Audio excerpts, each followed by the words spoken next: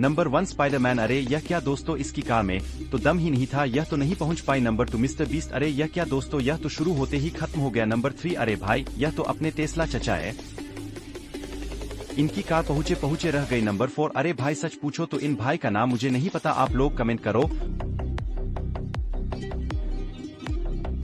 और उनकी भी कर नहीं पहुंच पाई। नंबर 5 अरे भाई यह तो अपने रोनाल्डो मामा है, देखते हैं उनकी कार पहुंच पाती है या नहीं। पहुंच गई तो एक लाइक और सब्सक्राइब जरूर करना। तो यह लो दोस्तों, उनकी कार पहुंच चुकी है।